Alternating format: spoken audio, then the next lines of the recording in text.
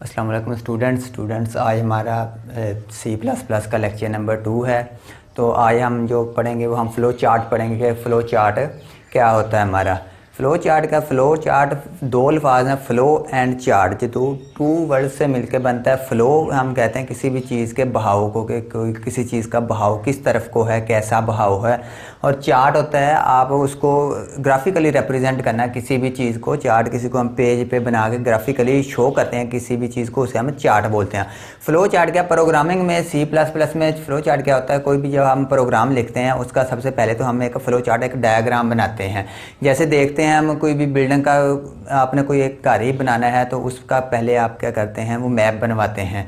Map क्यों बनवाते हैं आप, इसलिए बनवाते हैं उसका वो एक नक्शा बनवाते हैं, इसलिए कि ताकि आप जब उसको घर को बनाएं तो आपको अगर कहीं पे भी कोई भी प्रॉब्लम आए तो आप उस नक्शे को देख के आप समझ जाएं कि मैंने यहाँ पे क्या चीज़ बनानी थी, मैंने यहाँ पे कैसे क्या काम करना था। वो आपको आपके काम करने में आसानी पैदा करता है। इसी तरह से C++ में भी आपका फ़्लो चार्ट आपके प्रोग्राम बनाने में, लिखने में आपकी बहुत हेल्प करता है। इसकी मदद से आप इजीली अपनी प्रोग्राम को लिख सकते हैं। आप एल्गोरिदम लिख सकते हैं, सिंपल एक एल्गोरिदम लिख सकते हैं और एल्गोरिदम की नेचर को जान सकते हैं। प्रोग्राम आपका किस तरह से सॉल्व होना है, आपने कौन कौन से टूल्स यूज़ करने हैं, वो आप इससे आपको पता चलेगा। और आपकी एरर जो आ जाती हैं, एरर्स किस तरह से आपने फाइंड आउट करनी है, वो सारा का सारा आपको फ़्लो चार्ट बताएगा। Flow chart is a consist of different symbols to display information about the program. Flow chart होता क्या है, जो डिफरेंट सिम्बल्स का कम्बिनेशन होता है, बहुत सारे सिम्बल्स मिलके एक क्या किसी भी प्रोग्राम के फ़्लो को शो करने के लिए हम सिंबल्स यूज़ करते हैं, वो हमारा फ़्लो चार्ट कहलाता है। Flow chart is a graphical representation. Flow chart जो होता है ग्राफिकल रिप्रेजेंटेशन होता है, पिक्चर की सूरत में आपकी रिप्रेजेंटेशन होती है आपके किसी भी प्रोग्राम की। अच्छा जी, उसके बाद फ़्लो चार्ट में जो चीज़ें आ जाती हैं, कौन कौन से सिंबल हम यूज़ करते हैं। पहला जो सिंबल हम यूज़ करते हैं इनपुट एंड आउटपुट के लिए, जो पैरेललोग्राम है, जो आपकी इसको हम यूज़ करते हैं आपके इनपुट एंड आउटपुट के लिए। जब भी आपने कोई प्रोग्राम लिखना है, कंप्यूटर से हम काम करवाते हैं, कंप्यूटर को हम कोई ना कोई चीज़ देते हैं और कंप्यूटर हमें भी कोई उसका रिज़ल्ट प्रोसेस करके हमें रिटर्न करता है। जो कंप्यूटर को हम देना है और जो कंप्यूटर ने हमें आउटपुट देनी है, कंप्यूटर को इनपुट देना और कंप्यूटर का हमें आउटपुट देना, ये दोनों चीज़ें आपके इनपुट एंड आउटपुट में आ जाते हैं। ये पैरेललोग्राम की सूरत में इसको आप शो करते हैं जब भी आपने फ़्लो चार्ट बनाना है, आप इनपुट करना है या आपने कंप्यूटर से आउटपुट लेनी है, ये दोनों कामों के लिए इस्तेमाल होगा। उसके बाद सेकंड नंबर पे हमारा प्रोसेस आ जाता है। प्रोसेस में क्या है कि कोई भी जो अमल होना है, आपने कंप्यूटर को कुछ भी दे दिया, डाटा दे दिया है, और डाटा देने के बाद जो आपने उस पर प्रोसेस होना है वो आप उसको रेक्टेंगल की फॉर्म में शो करेंगे। रेक्टेंगल बना के उसके अंदर आप वो प्रोसेस लिखेंगे कि प्रोसेस कौन सा होना है। जैसे मैं कहता हूँ मैंने दो नंबर्स को जमा करना है, सम अप करना है दो नंबर्स को B एंड C को, तो उसके लिए मैं उसको फ़्लो चार्ट में कैसे शो करूँगा, मैं एक रेक्टेंगल बनाऊँगा, रेक्टेंगल में शो करूँगा sum is equal to B plus C, ये मेरा प्रोसेस के लिए शो होता है। उसके बाद हमारा आ जाता है सिलेक्शन के लिए। सिलेक्शन के लिए अगर आपने कुछ दो आपके पास ऑप्शंस हैं, आपने कौन सा ऑप्शन सेलेक्ट करना है। दो अगर मैं कहता हूँ कोई स्टूडेंट है उसको पास या फेल आपने डिस्प्ले करवाना है कि ये स्टूडेंट पास है या फेल है, तो अगर तो उसके मार्क्स 40 से अबव हैं, 40 हैं या 40 से अबव हैं तो वो पास है, वरना फेल है। अब इसमें हमने सेलेक्ट करना है कोई, या तो वो स्टूडेंट पास होगा या वो स्टूडेंट फेल होगा। दोनों काम एट अ टाइम नहीं हो सकते कि मैं कहूँ स्टूडेंट पास भी है, स्टूडेंट फेल भी है। तो सिलेक्शन के लिए हम ये डायमंड यूज़ करते हैं कि आपने कौन सी चीज़ आपकी चीज़ चलेगी, वो पास होगा या फेल होगा। उसके बाद स्टार्ट एंड एंड आ जाता है आपका प्रोग्राम का स्टार्ट होना, जब भी आपने C++ को स्टार्ट करना है या आपके C ने एग्जिट होना है। प्रोग्राम का स्टार्ट और प्रोग्राम का एंड होना आपका, ये इसको ओवल की सूरत में हम शो करते हैं कि जब भी आपका प्रोग्राम स्टार्ट होगा तो स्टार्ट लिखेंगे और उसको ओवल में शो करेंगे, और जब आपका प्रोग्राम एंड होगा तो उसको भी ओवल में हम शो करते हैं। उसके बाद हमारा फ़्लो लाइंस आ जाती हैं। फ़्लो लाइंस के आपका जो प्रोग्राम का फ़्लो है वो किस तरह से, किस डायरेक्शन को आपका फ़्लो है वो आप इन एरोज़ से शो करते हैं। उसको आप एरोज़ लगा देते हैं कि ये डायरेक्शन इस तरफ को है, ये डायरेक्शन इस तरफ को, प्रोग्राम पहले इस डायरेक्शन को जाएगा, इस डायरेक्शन को जाएगा, इस डायरेक्शन को जाएगा। ये सारी डायरेक्शन आपकी फ़्लो चार्ट की से आप शो करते हैं। उसके बाद कनेक्टर आ जाता है। कनेक्टर आपके ये जो आप सिलेक्शन करते हैं, सिलेक्शंस को एंड पे जाके कनेक्ट करने के लिए, दो सिलेक्शंस को, दो चीज़ों को कनेक्ट करने के लिए आप कनेक्टर यूज़ करते हैं। इसको आप सर्कल की फॉर्म में शो करते हैं। उसके बाद हमारा फंक्शन कॉल आ जाता है। फंक्शन कॉल आपका ये रेक्टेंगल विद डबल लाइन आ जाएगा, ये रेक्टेंगल बनी हुई है उसके साथ ये डबल लाइन लगाई हुई है, ये आपका फंक्शन कॉल के लिए शो करता है। आपने किसी और प्रोग्राम के हिस्से से कोई वेरिएबल को कॉल करनी है, किसी फंक्शन को कॉल करनी है अपने प्रोग्राम में, तो उसके लिए हम ये यूज़ करते हैं, साइन यूज़ करते हैं। उसके बाद प्रिपरेशन आ जाता है। प्रिपरेशन यूज़ करते हैं हम उसके लिए इफ़ एल्स वगैरह के लिए यूज़ करते हैं कि कौन सी कंडीशन चलेगी कौन सी नहीं चलेगी, सेलेक्ट उसके लिए हम इसको यूज़ करते हैं, प्रिपरेशन को यूज़ करते हैं। ये साइन उसके लिए अब आपका यूज़ होता है। और अब हम इसकी कोई एग्जांपल के तौर पे हम कोई एक बना लेते हैं। कोई पहले आपका एक फ़्लो, हमने उस दिन एल्गोरिदम पढ़ा था कि एल्गोरिदम हम लिखते हैं, एल्गोरिदम सिंपल इंग्लिश में हम लिखते हैं कि आपका जो प्रोग्राम है वो किस किस तरह से आपका काम करेगा, किस डायरेक्शन में आपने कौन कौन सा काम आपने करवाना है, वो सिंपल इंग्लिश में लिख लेते हैं।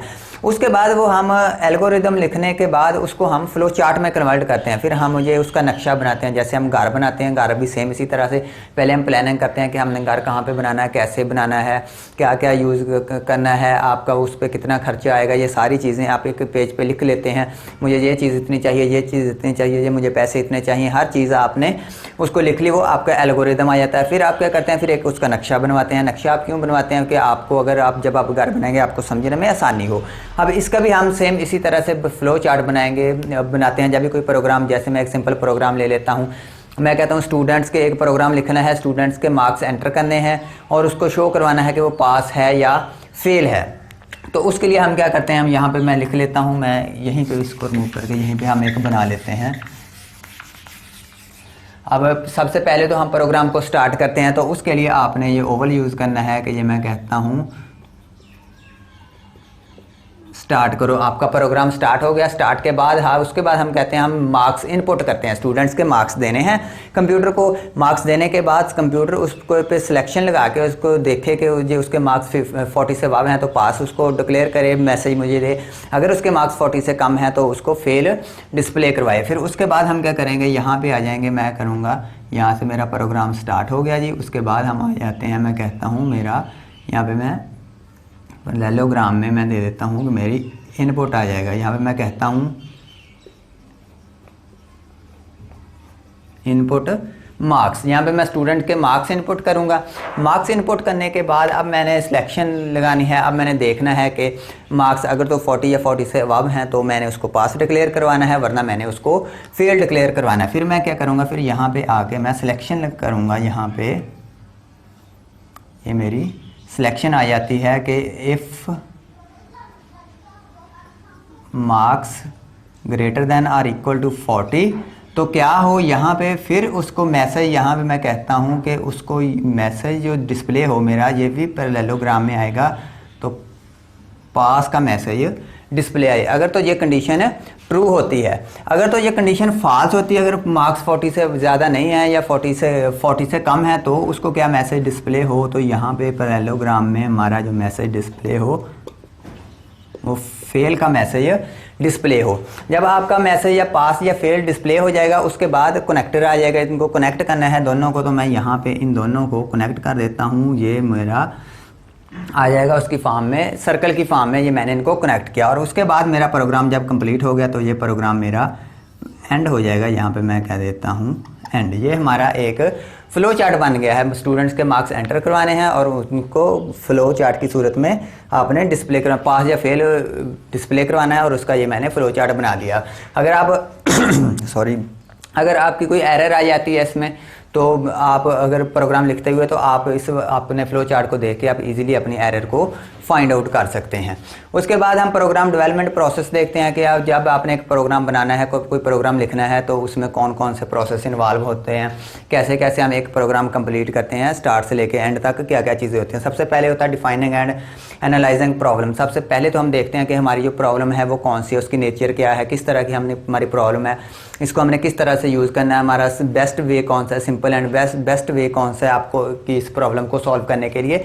अब ये चीज़ें एनालाइज करते हैं, देखते हैं हम कि क्या क्या चीज़ें हमें रिक्वायर हैं, क्या क्या चीज़ें आपको चाहिए, क्या क्या चीज़ें आपके पास नहीं है, क्या चीज़ें हैं, आपने किस तरह से अपने इस प्रॉब्लम को सॉल्व करना है। ये आपका पहले आया था defining and analysing a problem. आप अपनी प्रॉब्लम को एनालाइज करते हैं, उसको डिफाइन करते हैं कि कौन सी मेरी प्रॉब्लम है, मैंने उसको किस तरह से उसको सॉल्व करना है।